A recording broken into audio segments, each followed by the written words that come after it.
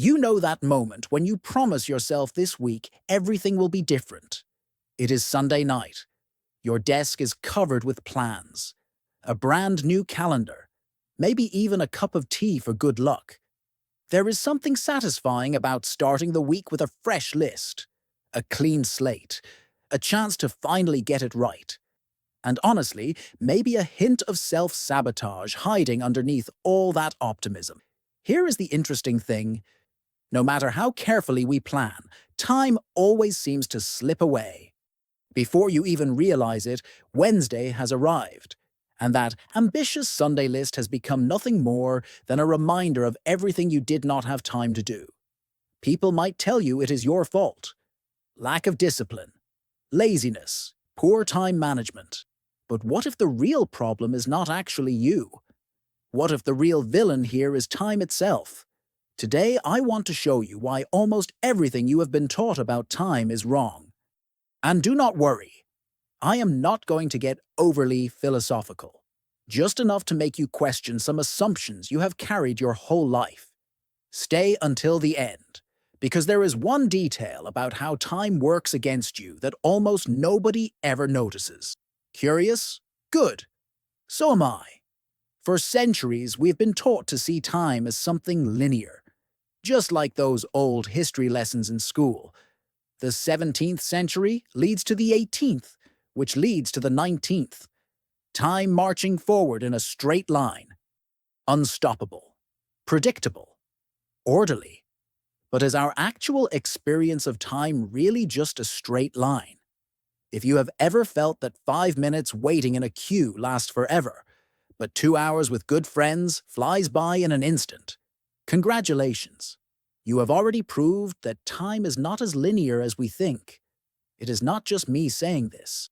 Philosophers have talked about the illusion of time for decades. The argument is that we are always stuck between the past and the future, and we almost never truly notice the present moment. Funny, is it not? The more you worry about time, the less you actually feel you have. You know that saying, time flies when you are having fun. It is real, and there is a scientific explanation behind it.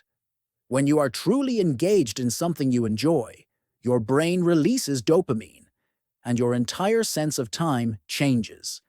Hours feel like minutes. Now try doing an expense report on a Friday afternoon. It is basically psychological torture. 5 minutes can feel like 50. This reveals something most people never consider. Our experience of time is personal, emotional, and deeply shaped by context. Once you understand this, it starts to become clear that time management might actually be the biggest myth of modern life.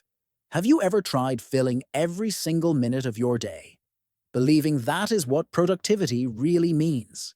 As if you could control time like winding a pocket watch. But here is what nobody tells you. Even the most efficient people in history never quite managed to control time. The best they did was learn to work with it instead of against it. And that is a completely different approach. But do not lose hope. Soon I will show you why time always seems to slip away and what you can actually do about it. No magic formulas, but maybe a solution less obvious than you might expect. By the way, have you noticed that the harder you try to control time, the more it seems to escape? Have you ever tried to be that ultra-organized person? Endless lists for everything. Alarms for every task. A schedule for every single minute of the day. Filling up every slot feels like the answer at first. It feels productive. It feels responsible. But it usually just adds more stress and leaves you feeling worse when you cannot get everything done. Here is the curious part. The more you try to master time, the more it seems to slip through your fingers, like sand on a windy beach. The harder you squeeze, the faster it escapes. There is a classic study that demonstrates something counterintuitive. The more packed your schedule is, the more likely you are to procrastinate on the things that actually matter. You know that feeling at the end of the day where you have ticked off loads of small tasks, but the really essential work got left behind. You are not alone. That phenomenon has a name: occupational procrastination, the art of looking busy without actually getting anywhere meaningful. And here is the paradox. The way productivity is sold today does not really solve the problem of time. It just hides it. It is not just a modern thing either. Feeling like you're always chasing time has been part of the human experience for centuries. Every generation seems to think they invented stress. The truth is, as you try to be more efficient, your brain is actually fighting a flood of decisions. Every tiny choice throughout the day, from what to wear to which email to answer first, drains your mental energy. By the time you finally get to the most important task of the day, guess what? Your mental battery is already running on empty. That explains why that important report keeps getting left for tomorrow, or why your dream of learning a new language keeps getting postponed to someday. There is nothing fundamentally wrong with you. It is just time, once again, playing its tricks. Time is not always logical, not always predictable, and definitely not always fair. So is there any way out of this cycle of endless lists and never enough time? Here is something that might surprise you. A recent survey found that 70% of people feel they do not control their own time, even with all the modern technology designed to help us be more productive. Are you part of that group? Have you noticed that time does not just disappear on big tasks? Most of it actually vanishes in tiny actions so automatic you barely notice them. There is even a name for this: micro-habits. They are those invisible habits, the little autopilot detours that, when you add them up, turn into whole hours.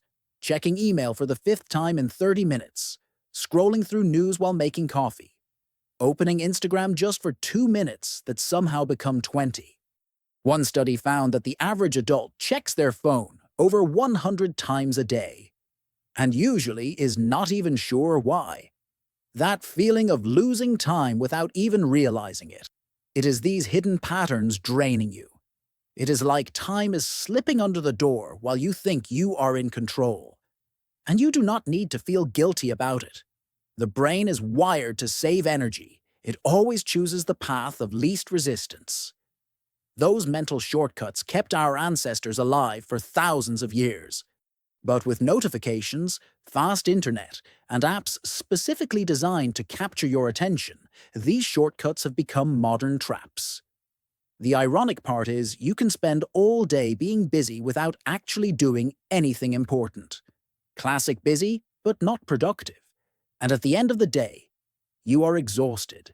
Yet somehow you feel like you wasted your time. And there is more.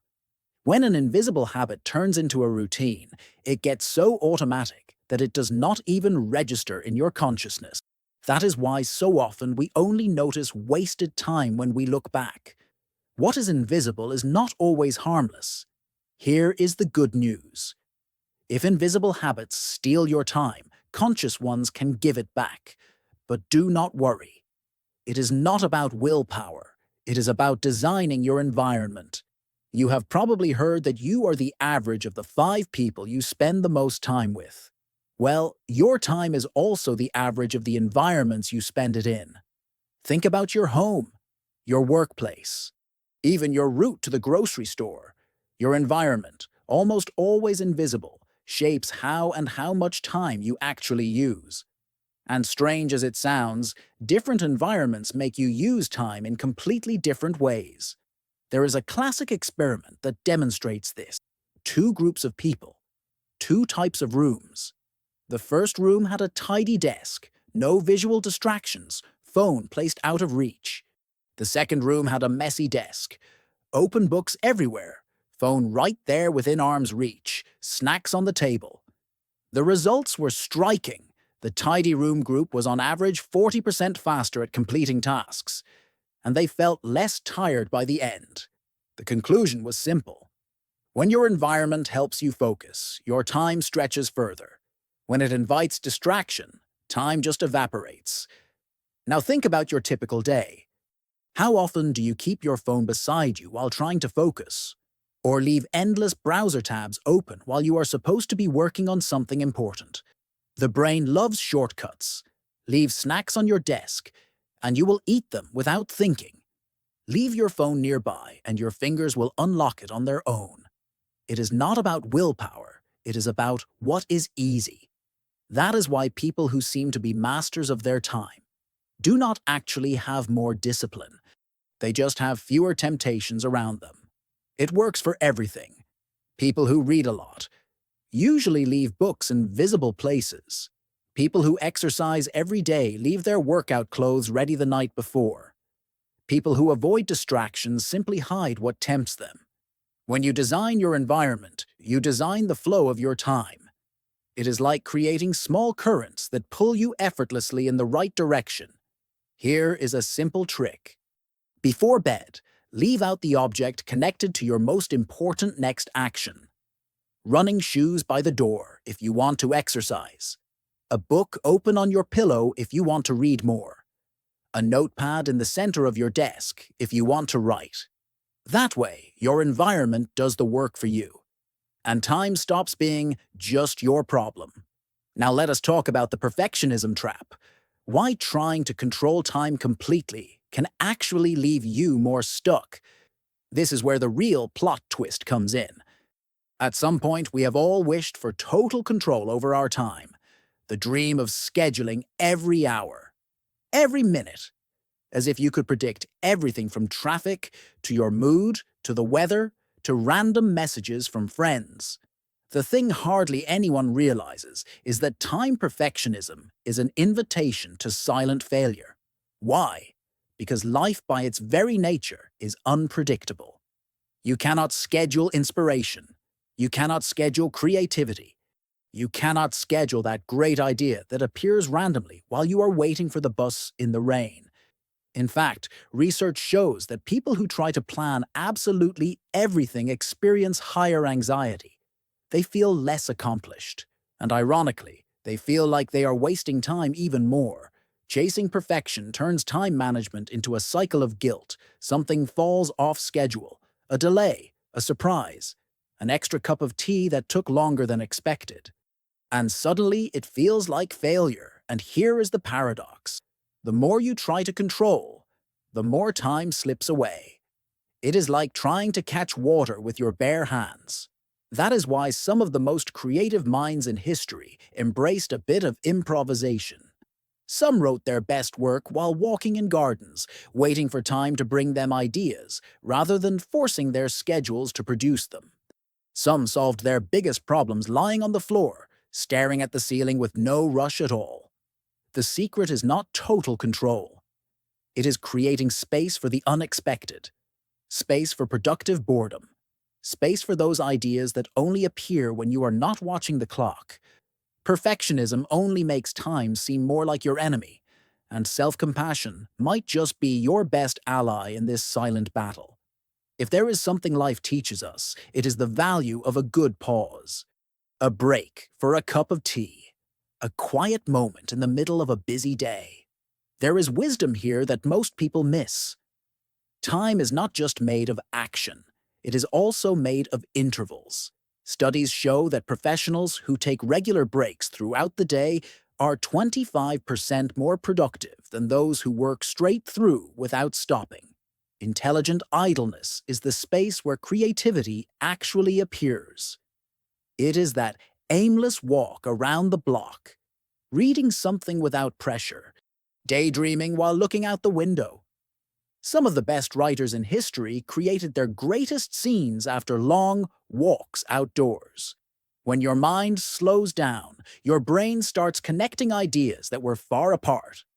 That famous moment of sudden insight in the bath. The solution to an old problem while you are absent, mindedly sweeping the kitchen.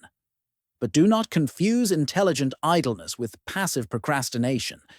The difference is intention. Intelligent idleness is a chosen pause, a deliberate space for the mind to breathe and sort priorities. Passive procrastination is avoidance dressed up as rest. Here is a practical exercise. Set aside 15 minutes a day to do absolutely nothing. No phone, No television. No music. Just sit and observe. It might feel strange at first, uncomfortable even, but soon you will notice something interesting. Your best ideas and even solutions for problems you thought were unsolvable often appear when you finally let go of the rush. Maybe the problem was never time itself. Maybe the problem was our hurry to fill it with anything. Have you ever thought about how many decisions you make each day? Researchers estimate it is more than 35,000 choices, many so small you barely notice them. And that is exactly where time hides. Every micro-choice throughout your day, getting up or staying in bed 5 more minutes, tea or coffee, replying to that message now or later. Each one draws an invisible map for your day. Your brain loves to repeat familiar shortcuts. That is how habits form. Automatic paths, and without noticing, you hand over your time to old routines. The tiniest choices can add up to massive effects over time. Big changes rarely come from big dramatic actions. They come from tiny actions repeated every single day. A classic example: swap 10 minutes of scrolling social media for 10 minutes of reading a book. Every single day. In 1 year, that adds up to almost 60 hours of reading. But in the moment, it feels like nothing. Here is the trick many great writers discovered. They had daily rituals. Small ones. A morning walk. A cup of tea made a certain way. A few minutes of quiet observation before starting work. These rituals became their sources of inspiration and productivity. The magic is turning micro-choices into micro-wins. Instead of looking for a huge dramatic leap, try small shifts that fit naturally into your existing routine. Together, they will rewrite your relationship with time. If you want to reclaim your time, start by noticing your autopilot choices. That might just be where your real power is hiding. If there is an underrated secret about time, it is this. The people who seem to handle time best do not try to control every minute. They anchor themselves in the present. What is an anchor habit? It is a simple action, chosen and repeated every day, that acts as a kind of starting point. A ritual that tells your brain from here the day begins, or begins again. It might be writing one line in a notebook each morning, stretching by the window for 2 minutes, making a cup of tea before starting any work. Some writers walked for just a few minutes every morning before sitting down to write. Others started their day by reading a single page of something inspiring, or simply looking out at the world in complete silence. Why does this work? Because living in the present is not some mystical state reserved for monks and philosophers. It is a habit you can practice. Every time you repeat an anchor habit, you create a mental path. That path makes it easier to appreciate the moment instead of getting trapped in the abstract anxiety of past and future. The smaller the habit, the easier it is to keep. There is wisdom in the old saying, less is more. Here is a challenge for you. Choose one simple action, something that makes you pause even for a moment. Repeat it every day at the same time if possible.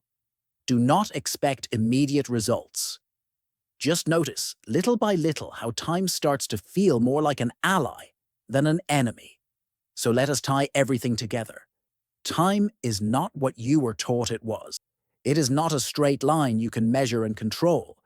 It is personal, emotional, shaped by your context, your environment, your invisible habits. The more you try to squeeze it, the faster it escapes.